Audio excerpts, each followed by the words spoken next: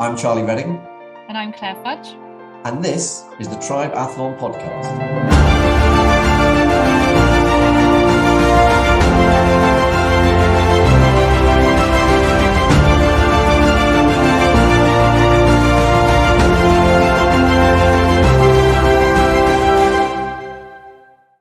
Dave sort of rustled his way in front of me, and he reached out and he grabbed for one last glass of whatever he was going to grab.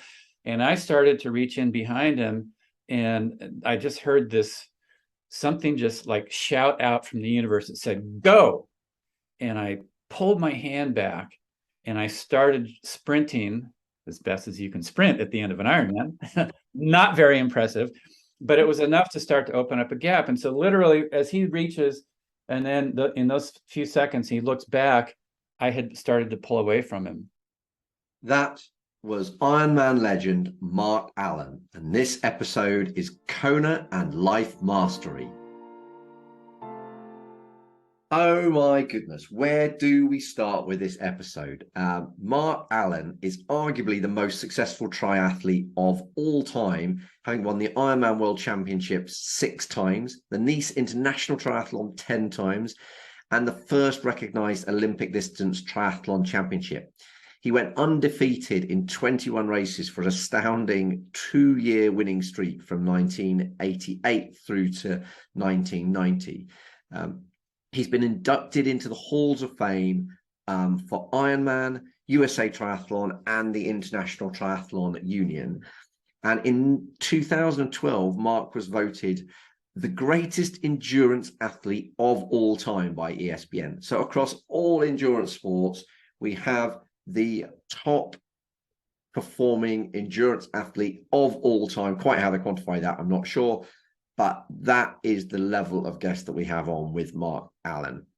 And post-retirement, Mark has devoted his career to coaching athletes of all levels and sharing the lessons he learned about preparation, perseverance, and living up to their full potential. So Claire and I wanted to chat to the legend that is Mark Allen about his infamous Kona performances, which of course include that race which is known as Ironwar. And I talked to him a little bit about the book Ironwar, as well as the obviously getting the story of the race, and his other incredible races as well, particularly his last Kona is a fantastic story. In fact, all of his stories are just brilliant. But also we wanted to chat to him about quietening the mind, about how shamanism helped him reach his full potential, and finally about how he is now using artificial intelligence to coach his athletes more effectively. So this is an interview I've wanted to do for ages. I was really excited about it beforehand, and it lived up to and exceeded my expectations quite easily, actually. So I know you are going to love this interview with the legend that is Mark Allen.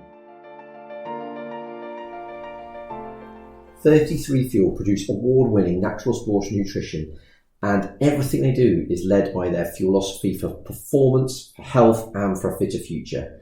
33 Fuel's awesome products have been fueling triathletes since 2012, as well as many of the world's best athletes from other sports, like the England football team, Tour de France winners, and triathlon world champs, including 4 times Ironman world champ Chrissie Wellington, who's been using 33 Fuel for years. I personally love their products. I particularly love their protein shake. I think it's delicious, but it's also not full of a load of junk. I love their meal replacement, which is kind of brilliant for pre or post-workout recovery. I love their chia gels. Actually, they work really well for me. But especially I love their energy bars and their protein bars. They feel like a proper treat to eat, as well as being packed full of real amazing goodness. So find out more about 33fuel.com, and if you use the code TRIBEathlon or click the link in the show notes, you'll get a very extra special discount on your order. So Mark Allen, legend of triathlon, I am delighted to have you on the TRIBEathlon podcast, and really, really looking forward to hearing some of your stories and learning some of taking some of the wisdom. So welcome to the TRIBEathlon podcast. I always like to kick things off with the stories. So Firstly, can you tell us a bit about how you got into triathlon? Because it's quite an amazing story that in itself. And of course, it was at the early stages of triathlon, wasn't it? So tell us a bit about how you found your way into triathlon. Yeah, great to be on. Great to see you guys. My entry into triathlon was purely by accident. You know, it was in 1982. I was 24 years old. I had graduated from university with a degree in biology, and I was hoping that somewhere in the world there would be a job related to that degree that inspired me. You know, and I had taken the entrance exam to go into medical school and explored a lot of stuff. And every time I would go down one of those roads, it was a dead end. But anyway, so I was 2 years out of college and kind of feeling a little bit of that panic, like, what the heck am I going to do with my life? And one Saturday afternoon, it was in February of 1982, I was watching Wide World of Sports, which was like the sports program at the time. We didn't have a million channels back then. And they were showing the Ironman Triathlon, which I had never heard of before. I didn't know what a triathlon was. I had never heard of the Ironman. And the announcer told the distances. You know, I mean, in our metrics, you know, 2.4 mile swim, 112 mile bike ride, a marathon. And I'm thinking, how many days is it going to take these crazy people to finish that thing? You know, I thought it had to be like 2 or 3 days. And then he said, no, they start at 7 in the morning, and the last person has to finish by midnight, 17 hours later. And I thought, there's no way a human body can do that. I came from sports. I was a competitive swimmer growing up from the time I was 10 all the way through college at 22. Very mediocre as a swimmer, let me put it that way. I was never Olympic quality. You know, I couldn't even qualify for Olympic trials. So anyway, but I'm watching this program, and these seemingly ordinary people were crossing that extraordinary finish line at the Ironman in Hawaii. And about 2 weeks later, I just had this calling, like, I have to go there and see if I can be one of those people who crosses that amazing finish line. And that October, I was on the start line of the Ironman in Hawaii. And back then in 1982, you have to understand, it was a little bit easier to get in. You know, now obviously you have to qualify, and to qualify, you've got to get a slot, and to get a slot, you've got to be one of the best in your age group or a top pro. Back then, you just called up the Ironman office and said, hey, I want to enter. And they send you the application. You send it back in with your check and a headshot, and you were in. So there were about 1,000 people in the race that year. And I was on the start line, and I'm absolutely terrified. Like, you know, I'd only been training for whatever that little period was, 8 or 9 months. And I didn't have any experience as a cyclist or a runner. But I figured, well, you know, starting with the swim, the best of the three, and hopefully I'll be able to, you know, get out of the water and at least start the bike ride. And about halfway through the swim, I found myself literally following this guy that I'd been tousled and jumbled and hit and poked and jabbed. And I was not used to this physical contact of this non-contact sport, right? I mean, the swim start, you know how that is. And I had panicked at one point right after the start, because all 1,000 of us just like jammed up next to each other, and we're trying to follow that line of buoys that goes to the turnaround boat. And, you know, I was like getting shoved under the water and held down, and I'm like, oh my God, this is like chaos. And so I just started sprinting as fast as I could go to try to get away from people. Of course, you know, sprinting the opening moments of a race that can take 17 hours, not the best pacing strategy. But anyway, you know, survival was trumping everything. And finally, I got on the feet of a guy who seemed to be kind of in a steady rhythm. And I just said, just relax. This is the only time you're going to do this stupid event. And so I was just trying to kind of enjoy the moment and enjoy the day. And we made the turn to come back for the second half of the swim. And I stopped for a second just to kind of look around, and I was trying to see where the leaders were. And the only guy I could see was this guy in front of me. And I thought, man, those top guys are pretty fast. They're so far ahead, I can't even see them. So, you know, come out of the water on the feet of this guy And at the time when we came out, there was a timing clock that gave you your swim split and your position in the race when you pass underneath it. And when I passed under that clock, the number next to my time was number 2. I mean, I was shocked. I'm on the feet of the leader of the friggin' Ironman. And I raced up and I thought, I wonder who it is that I'm following. I mean, I didn't know many people in the sport. The only guy I'd ever heard of really was Dave Scott, because he was kind of like, you know, the best guy at the time. He'd won the race once, and he was there hoping to win number 2. And I ran up and I looked over, and I was on the feet of Dave Scott. I'm like, oh my God, this is a great sport. You know? And anyway, so we made it. I stayed with them, and we made it to the turn at Javi, and we came back, and I could see that we had about a 5-minute lead on the next set of cyclists.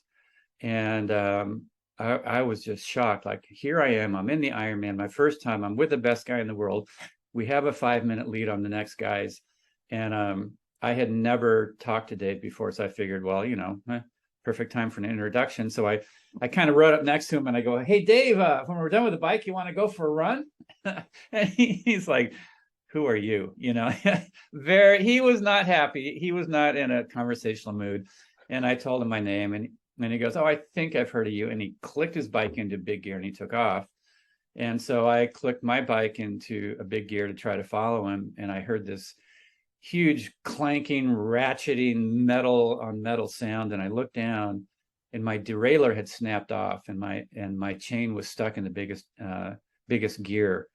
And I thought, that's it. My race is done. There's no way I can complete the bike ride in my big gear. So I didn't achieve that dream of crossing the finish line that first time out, but I'd been with the best guy in the world for a few hours of racing. And that's really where the dream was born, that maybe if I just take my time and develop my experience, develop my skills, develop my fitness, learn about this sport, maybe I can be the winner of this amazing race. And so, you know, it was one of those life moments where something really bad happened, but something really good happened. And it seems like we've probably all had those kind of moments where there was a momentary failure, but it set you up for some success later in life, or an experience in life that truly was fulfilling. And I had no idea how that journey was going to unfold, but I just knew that there was something there for me. And as you know, it didn't happen overnight, but that was the true beginning of my triathlon journey. Amazing, absolutely amazing. If only Ironman triathlon was quite the same as that nowadays. Well, we maybe come back to how it's changed over time, but that is absolutely incredible. And am I right in saying that first when the first year that you saw Ironman on TV was the Julie Moss year? Is that right? So that was obviously, was that a part of that pivotal moment, or was it more seeing the men, or, you know, how did that feature? Yeah, that was the year that Julie Moss crawled across the finish line. And, you know, I don't think any sports program had captured a moment like that before. And, you know, for those of you who have not seen it, you should Google it and see it and watch it. But you must. You know, she was in the lead, and then coming down a lead drive, she was faltering and she was walking, and she would fall and stumble and try to get up. And you know, in her mind, she was thinking, I'm in the Ironman World Championship, I'm leading it, I can't walk across the finish line, I have to run. And so she would try to run, and every time she tried to run, she would fall down. And so this kept playing itself, and she's crawling, and literally she was just a couple meters from the finish line, and Kathleen McCartney, who didn't even see her crawling on the ground, passed her and won the race. And Julie, you know, moments later, crawled across and threw her arm across the line and finished second. So it was probably about one of the most famous second place finishes, if not the most amazing. And it, you know, it just captured that thing of heart, and I'm going to finish no matter what. And you know, it was quite an emotional thing to watch. And that was what really, that was one of the things that really got me interested. Like, wow, I need to go there and do that. But it was also it's like I could feel the island of Hawaii calling. You know, it's a very powerful place in nature. It's a unique place. It's a live volcanic island, and I could just feel there was an energy about it that was calling me there. And of course, you know, after that first race, it was kind of like a foreshadowing of what was going to happen. You know, the potential was shown that I could do something amazing there, but at the same time, I was going to be challenged. And so the road to victory, the road to being the winner of the Ironman in Hawaii, was not. It wasn't rainbows and unicorns, you know what I mean? Real life stuff, and it was filled with challenge and filled with setbacks and moments where I could have very easily said, "Ah, forget it, I can't win this thing," because as you know, it took me. I raced there 6 years and had 6 races that were disappointing on certain levels for me before I finally went there in 1989 for the 7th attempt and was able to put together that race that I was hoping for. Well, I was just going to say, actually, I think I've heard you say that you almost didn't, you know, people were trying to persuade you almost not to bother because you were having huge success everywhere else in triathlon except Kona, weren't you? So that you were almost tempted not to go back and have one more shot at Kona. So tell us about kind of the lead up to 1989 and that, again, the incredible story that is that's documented in the book Ironwar. And also it'd be interesting to know how accurate you think the book Ironwar is on that story. Yeah, well, the book Ironwar was Dave Scott and I actually had a lawsuit against the publisher and the author because there was so much in it that was fabricated, and he never spoke to either of us about any of the content in the book. And he actually contacted us and said, "Hey, I want to write a book and really tell the story of 1989 because it's an amazing story." And we're like, "Of course, that we'd love to be a part of it."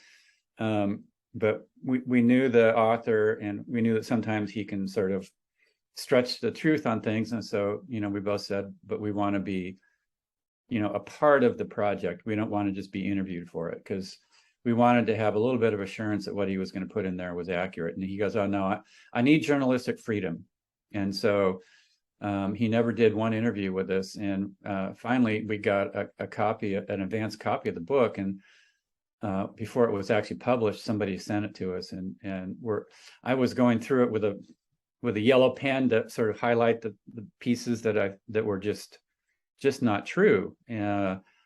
And every page was like 3/4 covered with yellow. And I'm like, okay, this is not good. So anyway, short version is we settled out of court, you know, but substantially, the only thing in there that you can be guaranteed is true is that I won and Dave was second. And the rest of it, I mean, it's a great story. It is a great story. But so much of it is just made up. And the way that he wrote it, it sounded like we'd poured our hearts out to him, because he was talking about thoughts we were having the night before the race, and just things that sounded like very intimate details that we had shared with him. And he had actually put in an appendix after we brought the lawsuit, sort of showing where his sources were for all of these things. And so I started going through it thinking, wow, maybe I said all this stuff and I just don't remember. And so I started comparing where the content was coming from, and a lot of the interviews and programming and stuff that he was pulling as the source for each of these different pages. I remember what was said, and he interpreted what I had said. Anyway, enough of that. You know, the thing about 1989 is that one day really did define a changing a switch point in the sport, and I'll get to it in a moment. But it was where Dave Scott and I really showed that the Ironman can be raced. It's not a survival contest. And prior to 1989, I think a lot of us, you know, even at the very top, were sort of feeling like you go as hard as you can and hope that you slow down less than everybody else, which is a very different mindset than thinking I'm going to race all the way to the finish line. And you know, the tension had been building. You know, before 1989, I had been to the Ironman 6 times. One time I didn't finish. I'd finished second twice. I'd finished third once.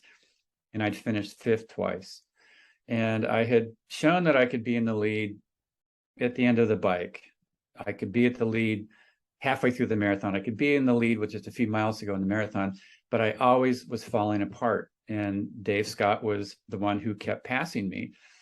And, you know, at some point you have to sort of do a reality check and go, you know what, I'm not going to be the one to ever win this thing. You know, how many times are you going to beat your head against the wall to come up short? And my family and friends, those people that I rely on for that reality check, were kind of saying, you know what, you're not cut out for that race. There's something about it. Maybe it's the island, maybe it's the distance, maybe it's the weather. Go to the races like Nice, where you've shown that you can win. You know, you've never lost there. You've beaten Dave Scott there. You've beaten everybody else in the world. Go to the other races that you truly seem to mesh with. There's something about Hawaii that's just not right for you. And don't get me wrong, I love Hawaii, but racing in Kona was very, very intimidating. You know, it's hot, it's windy, it's tropical. The sun beats down on your skin and you feel like you're in a microwave oven just ready to cook. And most importantly, you know, every year when I would get off of the plane, you know, you don't have a air-conditioned jetway that pulls up and you get to sort of ease your way into the island. You know, they open the door and they wheel these steps up to the plane, and you literally walk down on this black tarmac that's from crushed lava, and you're just going, oh my God, I'm going to do an Ironman in this. And you know, just to warn you, Mark, Claire is racing in Kona for the first time in a few weeks' time, so this is a great build-up. I'm loving it. Well, don't worry, Claire. You know, it's going to be hot. I get that. Yeah, there's a silver lining to it. So, you know, and I didn't have a way to go there and feel at home or at ease. And in 1989, as I was getting ready to, I was finishing up my training in San Diego. I did the bulk of it in Boulder, Colorado, up in the Rockies, and then the last couple of weeks, I would come down to sea level and finish up, and then I was going to Kona. And my last run before I went in '89, I thought, you know, let me back up a little bit. So each one of those years where I fell apart, I had to ask myself, do I want to go back? Can I get better? Is there something that I can do to change this result? Because it's not satisfying. It's very disappointing. And I thought that I was ready a lot of those years, and I wasn't. And that's devastating. You know, we all have had those moments where we feel like we've done the work to achieve the dreams or successes that we're after, and we still fall short.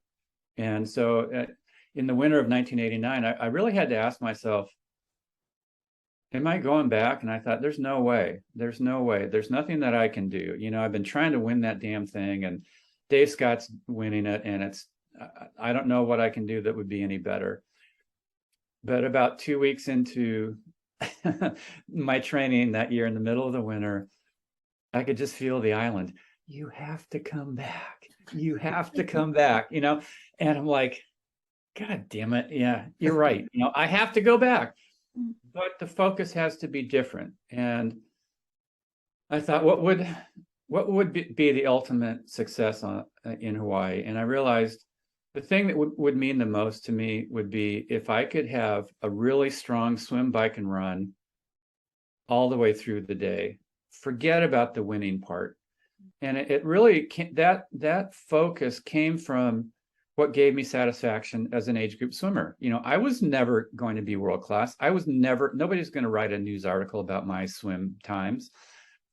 But it was this personal satisfaction. If I could get just, you know, a second faster, a few tenths faster, that was fulfilling. That was satisfying. And that's what I wanted to do in Kona. I wanted to go there, forget about the win part. I want to have a strong race. And that was actually a very different focus, because I knew that only one person's going to cross that line in first place. So does that mean that everybody else had a failure day? Absolutely not. You know, you watch the age groupers who've given everything they have. That's inspiring. That has meaning and purpose. And so, Claire, you may win the race or you may not, but it can still be such an amazingly satisfying and purposeful day. And so that was my shift in focus in '89. And I could just feel this this ease, because I stopped worrying about Dave Scott. I stopped wondering what he was doing in his training. And I said, what can I do to get the best out of myself? And the last piece that I needed was to be able to go there and feel at home or feel comfortable in Hawaii for the race, which is something that I'd never been able to do before. When I went to Nice, I'd get off the plane and it'd be like, this year, this is amazing, you know? And I get off the plane in Kona, it'd be like, no! and so the last run that I did before I was going to be leaving the next day for Hawaii, I was in San Diego, and I was running along a little lagoon trail that goes inland from the ocean where I live, along the beach. And I realized that every time I ran on this one stretch of this trail, I always felt good. You know, there was something that had this like ease, like life is okay. You know, even if I'm running slowly, it's okay. If I'm running fast, it's okay. It's all the same. And so I thought I need to bring this feeling with me to Hawaii. And so I just grabbed some of the little reed grasses that were dried along the side of the trail and just brought a handful of them, and I tucked them in my suitcase and I brought them. And when I got to Hawaii, there's this little blue church that was right along the ocean, along Ali'i Drive where the marathon went back then. And I don't go to church, but I thought I need to do something to just offer this to the island. And so I walked in this little church. You could probably seat about 10 people.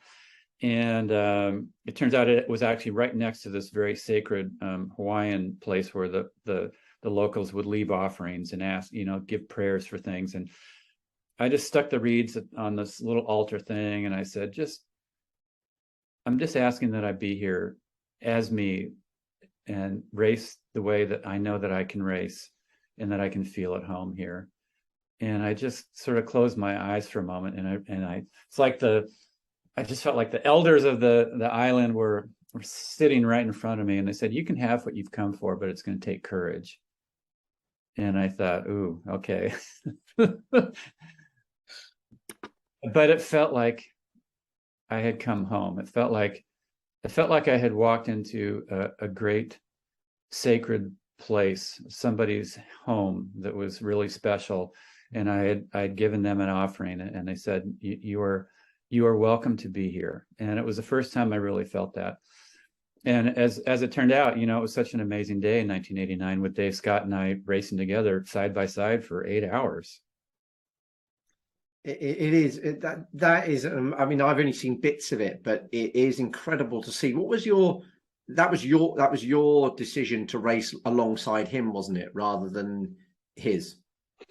Yeah, you know, I knew that I didn't know how to pace it right. Obviously, I could go fast, but I couldn't go fast the whole way through without blowing up. I could not blow up, but that came on the years where I didn't really push it very hard. And I thought, that's not a great race either. That's not the best I can get out of myself. So I thought, stick with him. The guy knows how to do this thing. And so I stayed on his feet the entire swim. I stayed right behind him on the bike. And, you know, there were points where I could tell he was trying to pull away from me, but his effort wasn't like otherworldly. So I was able to just kind of stay with him. And we started the marathon, and, you know, literally every step of that marathon was side by side. And people ask me, well, what did you guys talk about? Like, what there's nothing to talk about. Like, hey, Dave, can I get you another Coke? How about a Gatorade? You know? But when you're in a race like that, you're in this sort of almost altered state where you're, at least for me, where like you're sensing things in a very different way than you do normally. And so I didn't need to ask him how he was feeling. It's like I could feel when he was strong. I could feel when he was maybe doubting some of his abilities. But he was pretty strong and solid. And the further we went into the marathon, I knew that the further we were getting into the territory where he was nearly invincible. Like, he was, from hour 6 onward in that race, by far, he was the best guy ever. And, you know, we're at hour 6 and a half, hour 7.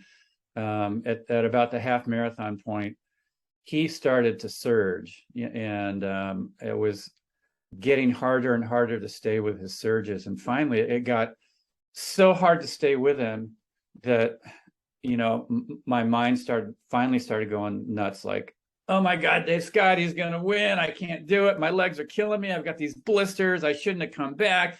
You know, I was whining. And Claire, you might find that you might whine a little bit out there. That's okay. That's a very good saying. I like that. Yeah, but and I was really close to giving up. And finally my mind just, it was so hard to stay with him. And I knew that I had to stay with him. Like if I just gave him, you know, a second or two, that might be the race right there. And so it got so hard to stay with him that finally my mind just went quiet. And literally in the instant that my mind went quiet, I remembered an image that I'd seen in a magazine 2 days prior to the race. And it was in an ad for a workshop that was going to be taking place in Mexico, teaching about a way of life from an indigenous culture that lives there, the Huichol people. And in this ad for this workshop, teaching about this way of life that's very simple. It's connected with nature. It's truly sort of like working with how we're hardwired as human beings to feel good outside and honoring the sunrise, the sunset, you know, the seasons.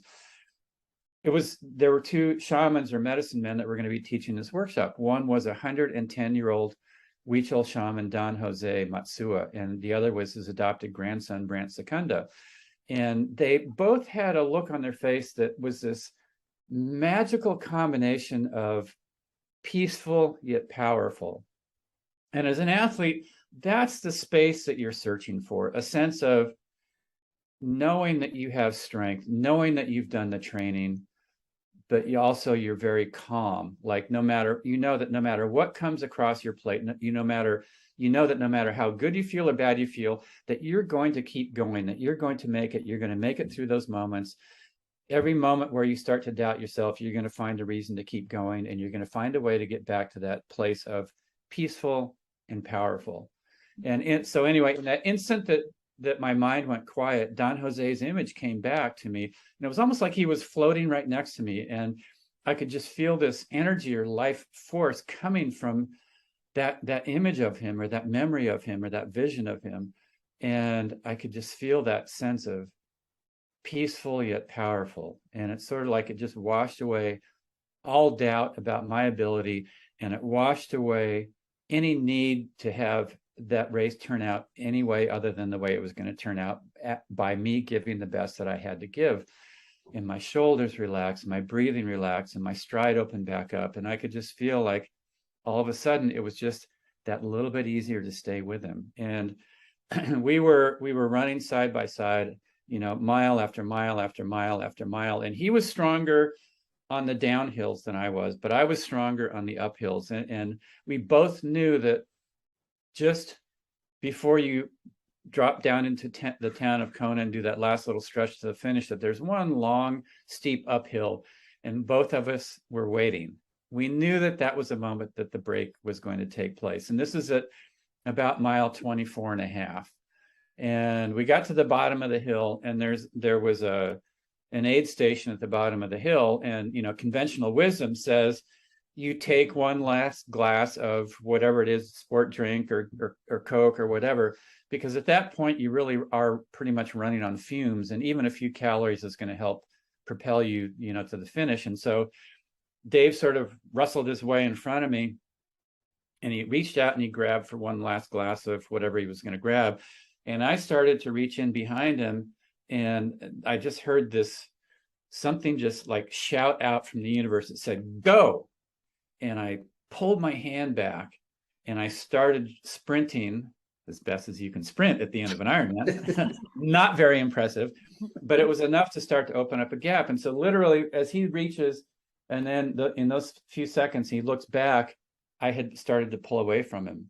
And you can see it in the footage. All of a sudden, now his mind is blown because I am pulling away from him in his territory, those last miles of the marathon where he'd shown that he was always the strongest.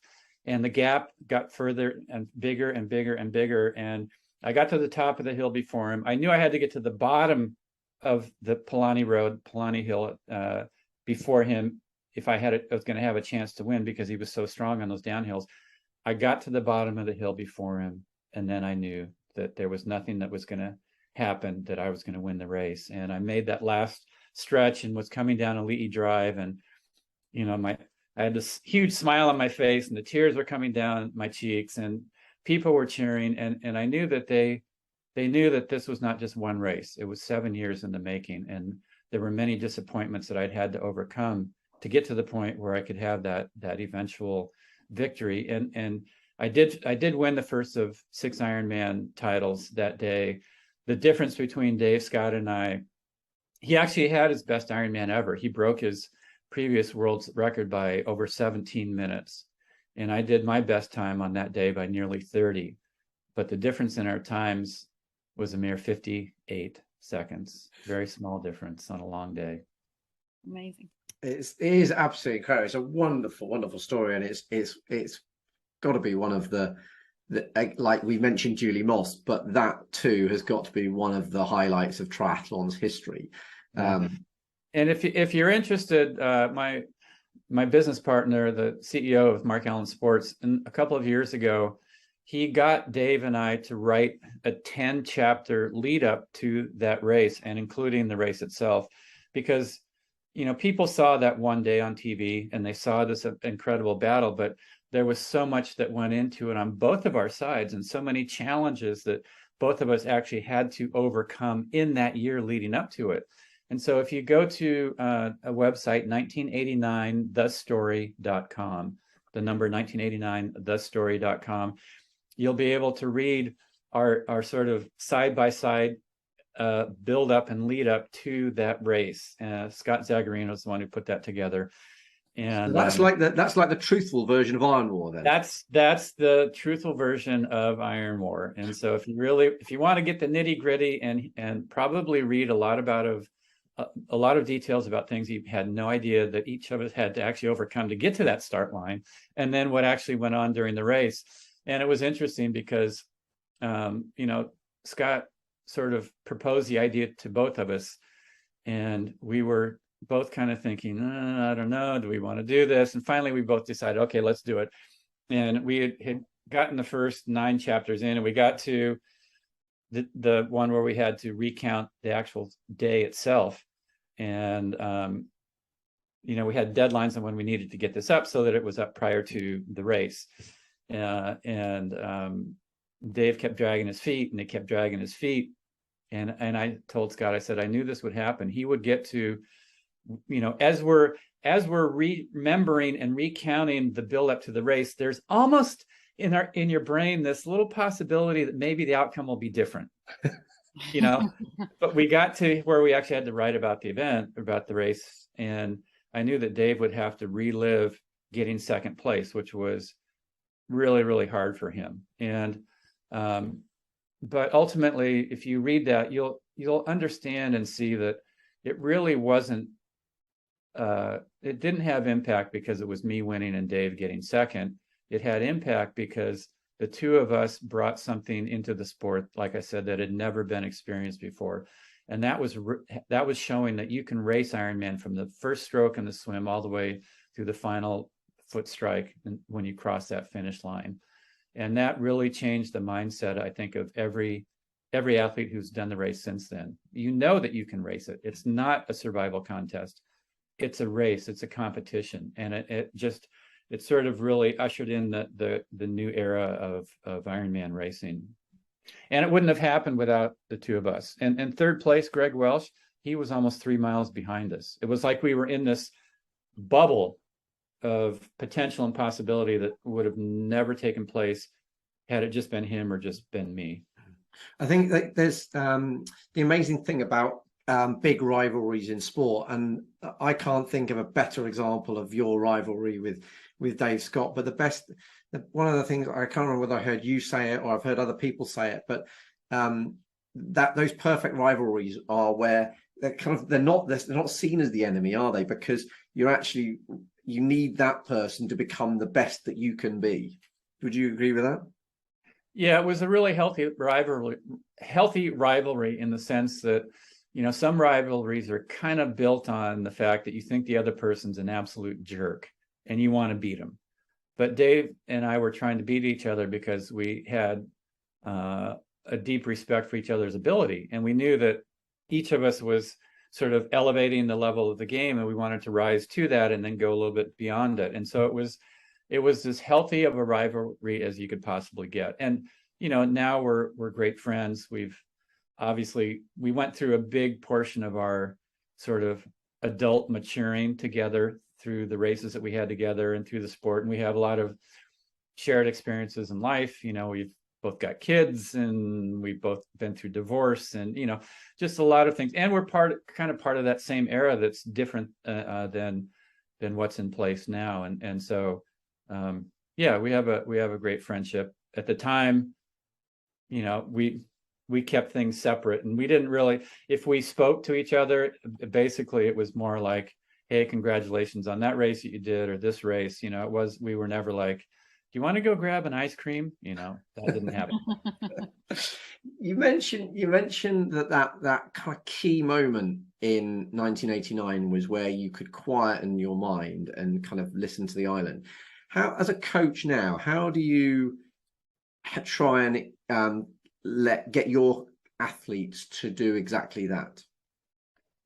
I tell them that it's very, every day that you go out and train, you have the opportunity to also work with what's going on with your mind. So for example, some workouts, they're not that challenging. They're just bread and butter and nothing's sort of bothering you. But sometimes you have those workouts that they're a little longer than you hope, or maybe it's hotter, or maybe it's colder, or maybe it's more intense than you'd hoped. And you've got to deal with it. And when you start to hear that little voice going off, like, wow, this is too hard. I don't know. Mark Allen, this coach, he told me to do this. I don't want to do it. I should have done, anytime that's coming up, you have the opportunity to go, take that breath, let go of that noise, let go of that chatter, get your mind to be quiet. And when your mind is quiet, then you have all the energy available to give the best that you have on that day. And when you start to understand that not every day is going to be stellar, there's going to be days where you're amazing, and there's going to be days where you struggle, but that's okay. To try to learn how to get the best you can out of your training each and every day, then that translates into the race also. And so anytime you start to hear that chatter, just take a breath, get your mind to be quiet. Okay, there it is. Now you're able to just engage fully in that workout. And you might have to do that a bunch of times in the workout. And in an Ironman, you're going to have to do that 100 times, because it's not like, oh, my mind's quiet, now I'm in nirvana. No, there's 10 minutes later, you might find yourself whining again, and you have to bring yourself back to that quiet space.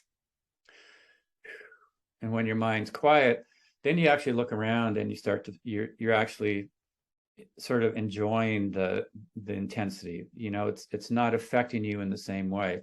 And your legs are still going to hurt. If you have blisters, you're still going to have those blisters, but the sort of that negativity part will be gone, and you'll be able to experience your body moving at the best you can and being fully engaged in that moment, and then the next and the next and the next.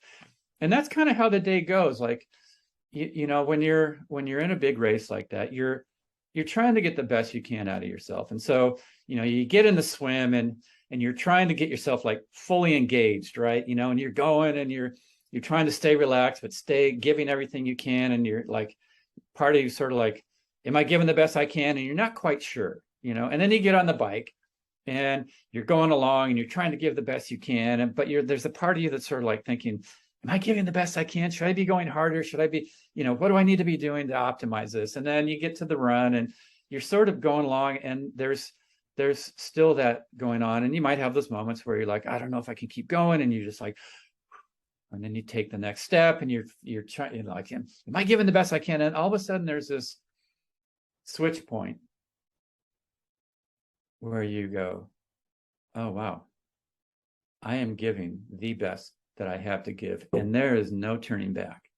That no matter how I feel, no matter how slow or fast I'm going, no matter how good or ugly this gets, I am going to get to that finish line. And no matter what, I know that I am giving the best that I have to give. And there's this huge freedom in that, because you're completely locked in, and the moments where you're chattering sort of become less and less, and you're just fully engaged in giving what you have to give. And it's sort of like that flow type of state, and you stop trying to make the race over quicker than it's going to take. It's like you're not worried, you're not trying to get to that finish line quicker than you're going to get there. And it's like you're fully immersed and engaged in that experience. And that's so magical. And when people get into that state, that space, that's what's inspiring. And that's why it's inspiring at the finish line of Ironman to be there at 8 o'clock, 9 o'clock, 10 o'clock, 11 o'clock, because you're seeing people who have given everything they have to give to cross that finish line. And there's something about the energy of that just sort of, it's so positive. How many things in life do we go through where we're really challenged, but we know that we're given everything we have to give? It's such a defined thing. And of course, it's defined in the sense that there's a finish to it. If you're going through a tough period in life, you may not know when that's going to end. Is it going to be next week, next month, next year? The finish line is the finish line. So it makes it sort of easy to just pull everything you have out of yourself and to find things within yourself that you never knew you had, strengths that you never knew you had, abilities to keep going that you never knew you had. And there's this absolute freedom and joy that takes place when that happens. I think it's just a great way of seeing so many people hit such a massive goal right in front of your eyes, isn't it? There's not many opportunities you can see people hitting a major life goal time and again, in over the course of several hours. It is an amazing visualization of that. So let's move to the final Kona. So you had 5 consecutive wins in Kona, a year off because I think you felt like you needed a bit of time to recover, and then decided to go back one last time. So tell it, and that, again, that was an iconic race. So tell us a bit about that one. Yeah, at that point in my career, I knew that I was coming close to the end of my Kona string. I knew that there was a little bit more I could pull out of the bag of tricks to try to get a little bit better than I had ever been before. And going into that final race, that season in 1995, I knew that win, lose, or draw, that race was going to be the best that I could pull out of myself. And for me personally, that had been the journey to try to get the best I could out of myself. It wasn't to try to amass a string of victories. It was knowing that each year that I was going back, that I had a chance or an opportunity to put a little bit more on the table and to pull a little bit more out of myself on race day. And going into 95, I knew this was it. This was the best it was going to get. And so, I had done a lot of special preparation that year, especially studying with Brant Secunda, who I had met shortly after that 1989 race, and was incorporating kind of a lot more of a, I guess, spiritual preparation in it.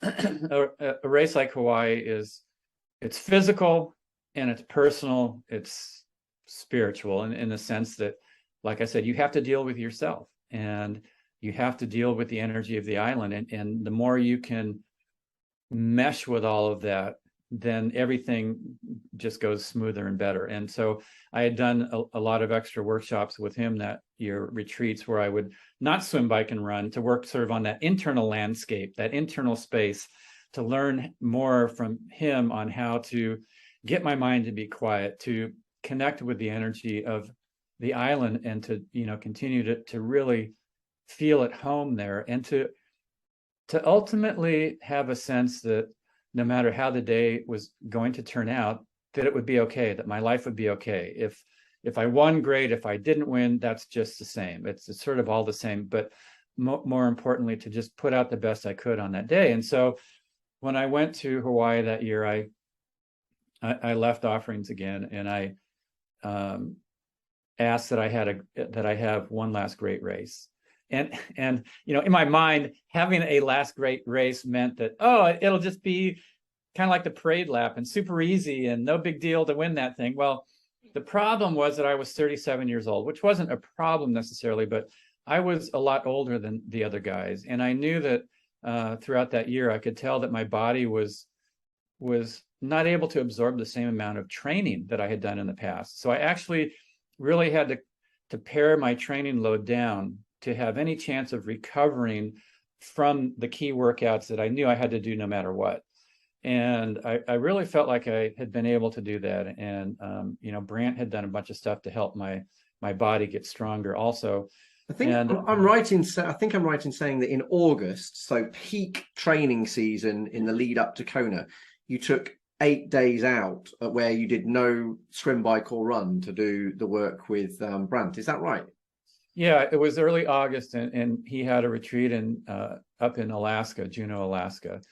And you have to understand that, my season would start training in January, and, I'm slowly getting myself in better and better shape. And then by the time you get to about August, then I'm in good enough shape to actually do a kind of like an 8-week super Ironman focused high volume load. And so right at the point where I was in good enough shape to then go into my Ironman training, that's when I took 8 days away from swimming, cycling, and running. And my training partners and basically everybody in the Ironman world was on that program of like, okay, it's August 1st, it's time to bump it up. And you're going to go do no swimming, biking, and running for a week? Are you nuts? I'm like, no, I'm not nuts. I'm smart, And so that's what I did. And when I came back, a lot of the Huichol tradition, the practices they're very simple. They help you to quiet your mind. They help you to feel at home no matter where you are on this beautiful altar of Mother Earth. We're meant to be here. And the Huichol people have a saying that says it's never over until it's over, meaning no matter how difficult or challenging something might seem in the moment, take that next step, because you never know, things might turn around for you. And that had stuck with me since the first time I met Brant right after that race in '89. He said that, and that really is such a great thing to keep in the back of your mind when you're in a tough race. Like, yeah, it's tough in this moment, but keep going, because in the next, things can turn around for you. And that sustained me in a lot of those earlier wins, because there's never a race in Hawaii, even the ones where I won, where everything went perfectly all the way through. You have down moments, you have up moments, you have moments where you don't think you can keep going, and you have moments where you are going. And so going into the race that year, I felt supremely prepared on every single level I could possibly be. I had dialed in my training. I did the work with Brant. I was ready. And I actually came out of the water ahead of guys that I'd never been able to beat before. And so I was thinking, wow, this is going to be pretty cool. And I took the lead earlier in the bike than ever before. And I'm thinking, man, this is going to be like the parade lap, But right when I felt how easy it was going to be to win it, this was early, like 15 miles into the bike. The first guy to pass me was Jürgen Zach, who was one of the great cyclists in the sport at the time. He'd never won Kona, but he'd won other Ironmans. And, he always set the pace on the bike. And he passed me. And then right behind him was a 24-year-old countryman of his, Thomas Hellriegel. He was a soldier in the army and super tough and so fast on the bike. And he passed me looking like he was on a motorcycle. And I thought, oh my God, I can't let these guys go this early. And so I tried to stay with him, but my heart rate just started to skyrocket. And I thought, I have to let him go. It's too fast, too early. I'll blow up. I have to stick to my plan. And so I let him go. And I thought, they'll get maybe 5 minutes on me on the bike ride. And I know that because of my running and the way they run, that I'll be able to make that up. Well, fast forward to the end of the bike, I came in. Thomas had put this massive gap on us, on everybody, including me. And as I'm in the transition area and I'm throwing on my running shoes, somebody yells out, "He's 13 and a half minutes ahead of you. Go catch him." And I'm thinking, okay, yeah, that'll be so easy. 13 and a half minutes. That's like, I did the math and I realized I had to make up 30 seconds a mile every single mile of that marathon if I was going to catch him at the finish line. 13 and a half minute gap seemed impossible. I was trying to win as a 37-year-old. Nobody had won as a 37-year-old at that point in time. Nobody had won 6 Ironmans and 6 starts. Dave Scott won 6 titles in his career, but he had a loss in there. In my 5 previous starts, I had won, and I was hoping to win number 6 on this 6th start. So, and nobody had closed a 13 and a half minute gap to be the champ. So as I started that marathon, I had 3 levels of trying to do something that was impossible, that nobody had ever done before. And there was no playbook that I could go by. I was going to have to figure this out on the spot. 13 and a half minute lead. I couldn't wrap my mind around that. 30 seconds a mile, every single mile of the marathon. If I failed 1 mile and only made up 20 seconds, I was going to lose. I couldn't wrap my mind around that. I said, what can I grasp? And I thought, let me see if I can make up an inch or a second every step of this marathon. And that was a small enough chunk that it's like, okay, I can wrap my mind around that. And usually I try to ease into the marathon. Well, there was no easing that year. I had to just, go from the first step. And I started in 5th place. A few miles in, I moved into 4th, and then eventually into 3rd, and then into 2nd place, passing Jürgen Zach at around the half marathon point. With 8 miles to go, I was told that Thomas Hellriegel was 4 minutes ahead of me. Let me do the math for you. I was making up 30 seconds a mile, but I was still only on pace to catch him at the finish line. And the guy's 13 years younger than me. And so catching a guy who's 13 years younger than you at the finish line when you're sprinting for the World Championship, it's not going to happen. And so when I got that time split, I was trying to keep my mind quiet, and there were a lot of moments already where I just felt like I didn't know if I could keep going, but I kept sort of regrouping and then relaunching, regrouping and relaunching. And you have to understand, regrouping is not giving up, and it's important. Like, maybe it takes 1 breath, maybe it takes 5 minutes, but to regroup and to really continue to give what I had to give. 4 minutes back, 8 miles to go. I was running out of gas. I was running out of turf. There wasn't going to be enough time, and I knew I needed something extra, but my mind was like, Hellriegel, I can't even see the guy. He's going to win this thing. I don't know if I should have come back. I've already won 5. I don't need this. And finally, I uttered those 2 very, very powerful words that can help everybody out of those kind of situations. Shut up. I thought there was going to be some words in between those 2. Finally, I got my mind to be quiet. And then, Brant had said something. Just before I left for Kona, I went and he did a final blessing for me. And he said, if you need help, call out to the island. It will hear you. It's alive and it will hear you. And so I just brought all my energy back here. I stopped focusing on Thomas Hellriegel. And I said, Big Island, I'm going to give everything I have. Even if I blow up, even if I come in an inch or a second behind Hellriegel, even if I end up having to walk on this marathon, but I need something extra. I gave it everything I had. I knew that I had been holding back a little bit, just hoping that there'd be some guarantee that if I gave everything I had, that it would turn out the way I hoped. Well, life doesn't give you those kind of guarantees, does it? Life is asking you to give everything you have, and then let's see what happens. And so I just stopped focusing on trying to win, and I said, I'm going to give everything I have, but I need something else. The next mile, I made up 40 seconds. The one after that, I made up a little over 50 seconds. And the mile after that, I made up 1 minute and 15 seconds on the guy who had been leading for over 6 hours. Finally, at mile 23, I came up behind Thomas Hellriegel, and I made the final pass of my Ironman career. And I went on to win that 6th title, beating Thomas by about 2.5 minutes. And it might sound like a big gap, but if you figure it as a percent of the total amount of time that we race each other, the difference in our times was less than 0.5%. Again, a very, very small difference on a very, very long day. It is an incredible story, and like just one of those races that I would love to have been, on the sidelines watching. Clearly, the impact that Brant Segunda has had on you in your racing has been significant. Can you kind of sum up what? Because I think shamanism is the right term for it. Is that correct?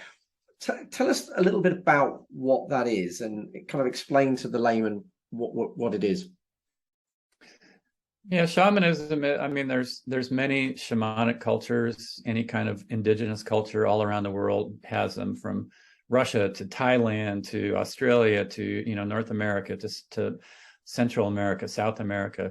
And basically it's a tradition that truly tries to connect with the energy of nature. And so you might ask yourself, well, what does that mean? Well, think about those moments where maybe you went on vacation in the winter and you went to the Alps, for example, to ski, and you showed up and you're in, you look up and there's Chamonix or wherever you're at, and you look at Mont Blanc with all the snow on it, and you just go, wow, look at that.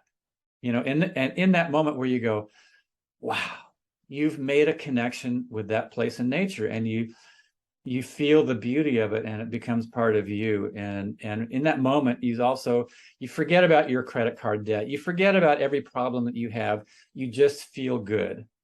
And the more times we sort of focus on connecting with that energy of nature and feeling good, as crazy as it sounds, it's important to practice feeling good.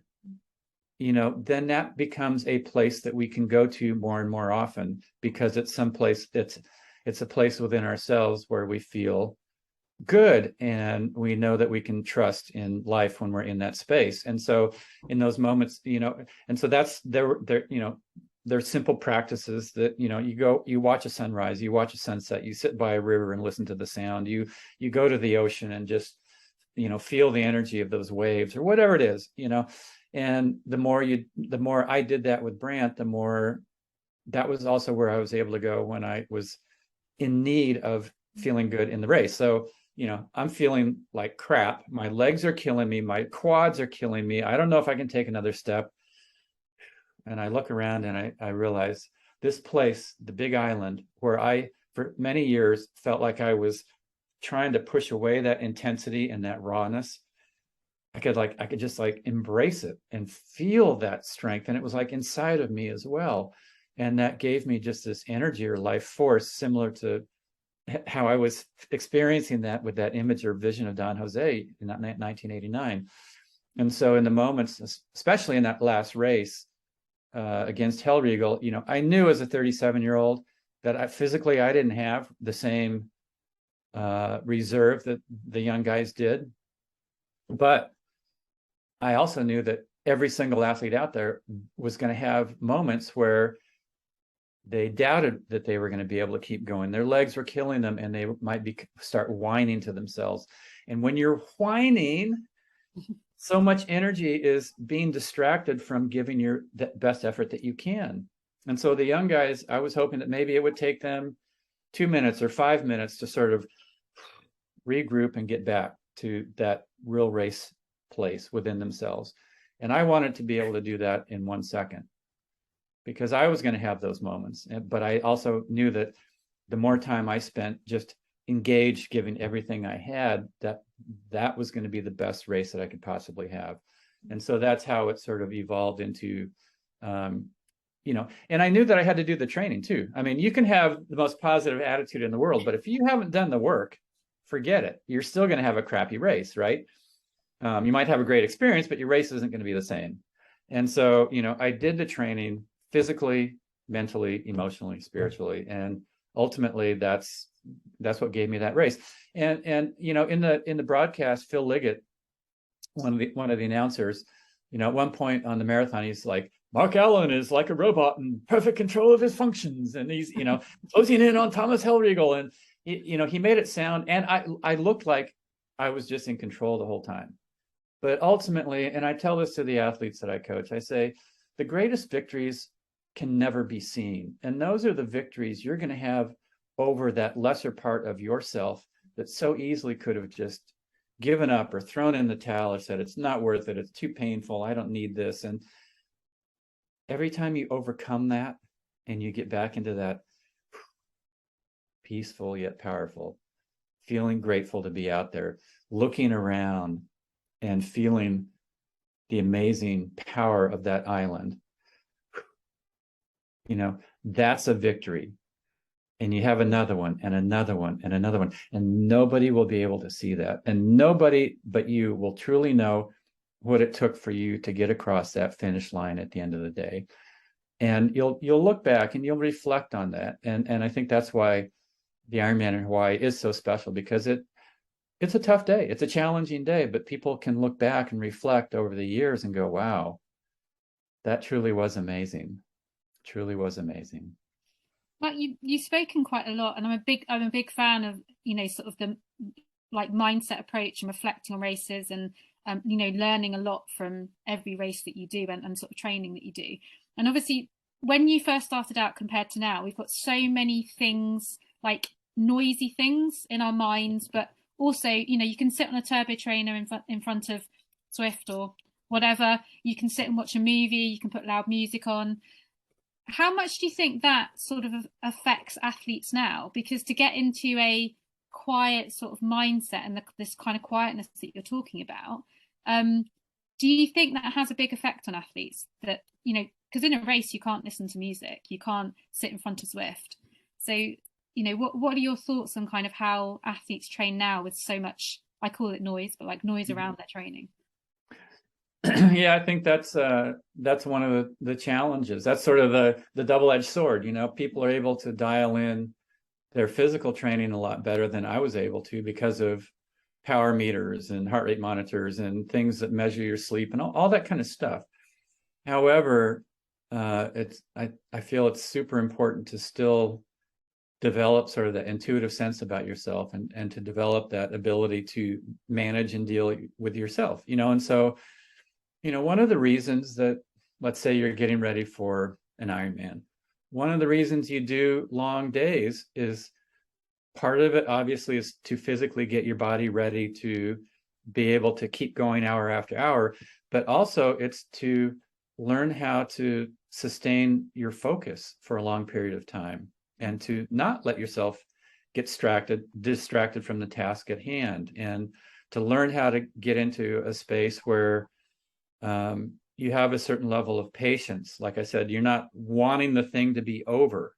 You're just willing to just be there hour after hour after hour. And, you know, like some of the, you know, research stuff where people are doing high intensity workouts and they're saying, oh, well, all you got to do is like these 10-second, like super all out things, and you get the same changes in your mitochondria as if you rode for 6 hours. Well, maybe your mitochondria will look like a super endurance athlete from doing that kind of training, but your mind will not be anywhere close to as strong as it needs to be to learn how to just stay with it. And so, you know, one of the things, like, people ask me, well, did you listen to music when you trained? And I go, no, I never did, except I would if I was on a stationary trainer, because I didn't want to drive myself insane.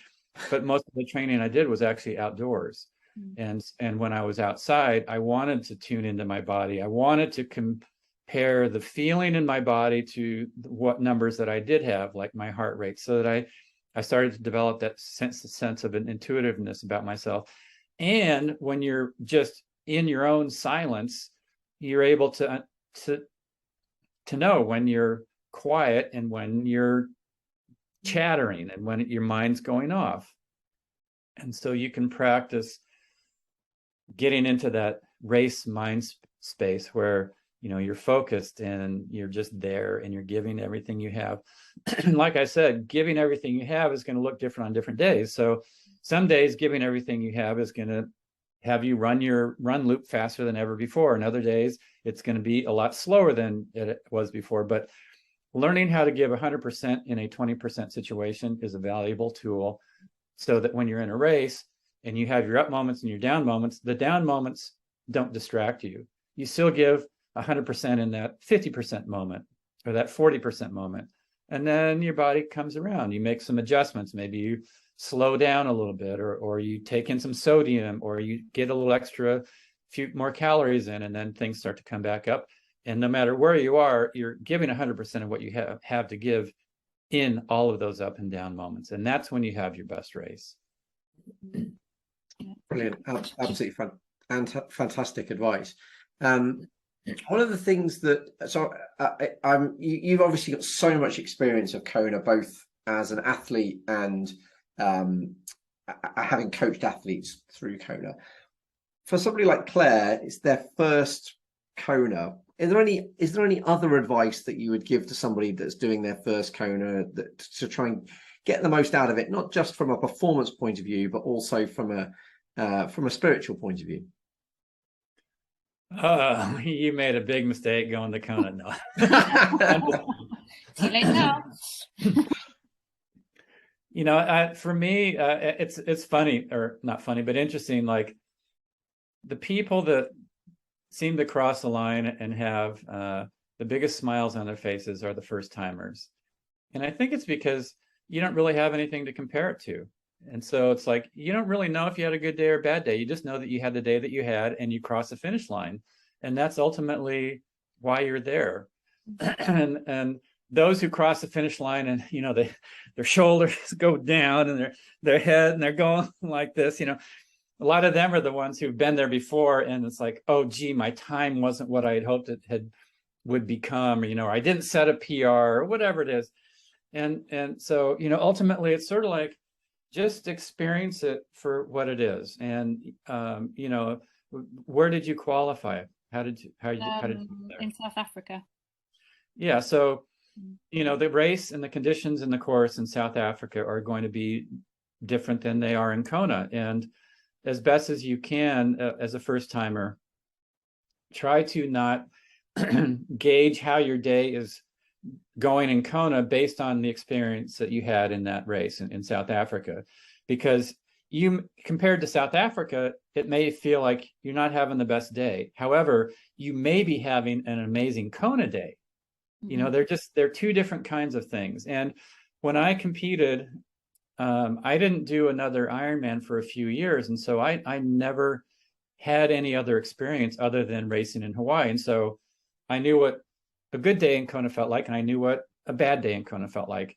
And when I actually went to another Ironman, it was actually Ironman Japan, I'm like, wow, this is actually a lot easier, and had I gone to Japan first and then gone to Kona afterwards, I would have felt like, oh, I'm having a lousy day because this is really hard and I'm not doing very well. Ultimately, I could have been having the best Kona day ever, but I wouldn't have known it if I had compared it. So, as best as you can, just have that day be what it is. And then, the biggest sort of second piece of advice that I always tell people for their first time is have it planned out what you're going to do when you get there with your training, and don't deviate from it, because you'll get there and you'll see, this year especially, there's going to be like 5,000 athletes out there swimming and biking and running, and everybody's going to have so much energy and they're going to be going so fast, and you're going to be like, oh my God, I've got to do one more long something or do something super fast. And it's like, no, stick to your plan.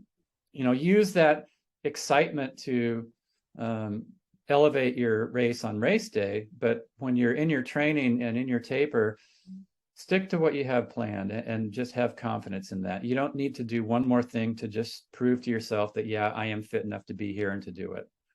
Yeah, I think that's good. That's very good advice in terms of, sticking to your plan, doing your own thing and not being distracted. Again, not being distracted by noise and other things. So yeah, thank you for that. And having just done Ironman Wales, I would say, yeah, it's I totally buy into the don't compare to a previous race mantra, because having done Tallinn before that, and that's a fast track, and then Wales was just brutal, amazing but brutal. Yeah, I would definitely buy into that advice. I think Wales has the most vertical of any Ironman, if you combine the bike and the run together. I think, I'm not sure. I think you're right. And it felt like it. It was it's amazing. I mean, the atmosphere was incredible, but it was very hard work. Now, one of the things that I'm always super keen to learn more about is technology. And so as soon as I saw that you are working with TRIDOT, which is artificial intelligence coaching, I was really intrigued by that. So tell me a little bit more about how that works and how you've brought that into your coaching. Yeah, TRIDOT is it's a coaching system that it's about 15 or more years in development. And the founder, Jeff Boer, was coaching athletes and keeping track of how specific workouts were affecting an athlete's fitness and performance, and measuring it based on, doing FTP tests and stuff like that. And he's developed some really pretty cool algorithms that are able to really look at so many aspects of, your age and your current fitness, and doing assessment tests and really dialing in your training so that you get the most out of it. And it's very predictive in the sense that based on where you're at right now, you can it shows you, sort of what to expect when you get to race day, and that race day time will change based on your fitness, and training that you get will change based on a lot of different factors also. So like if you do, let's say, a run at 7 in the morning and it's cool, your heart rates and everything are going to be different than if you do it, let's say, 3 or 4 in the afternoon and it's hot. And so, you can input the time of day that you're going to do your workouts, and based on, it draws weather data from, wherever you're at, your location. If you change altitudes, it'll change it also. So it's really pretty cool as far as being very predictive in how to change your training zones. And there's a lot of factors that go into it, even including genetics. You can input, you can have a DNA test, and it'll, some people are going to respond better to doing very low volume, higher intensity. Other people by doing higher volume, lower intensity.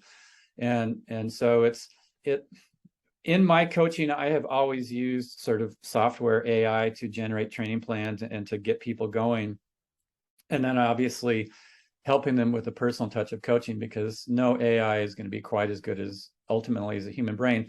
And ultimately also, now there's so many ways that athletes there's so much data coming out of each training session that it would be nearly impossible for me as a coach to really assess every little bit of it and then use that to modify and change training as you go along. TRIDOT does that for you. It's sort of like the difference between, a doctor 50 years ago. The doctor would show up at your house, and they'd have a stethoscope, and they'd, okay, breathe and cough, and then they try to figure out what's wrong with you. Now they do an MRI, and they can look inside your body.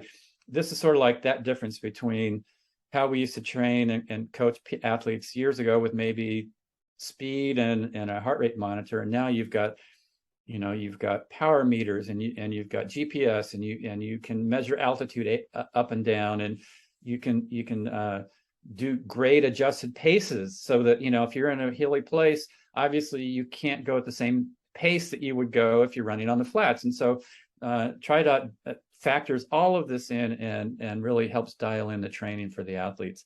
Super cool. It's something that I knew that I needed to integrate into my coaching. I didn't have the resources or the knowledge to do it, and TRIDOT's done that. So it's like, oh my God, this is a match made in heaven. Brilliant. It sounds fascinating, and that's something that I need to learn more about, I think.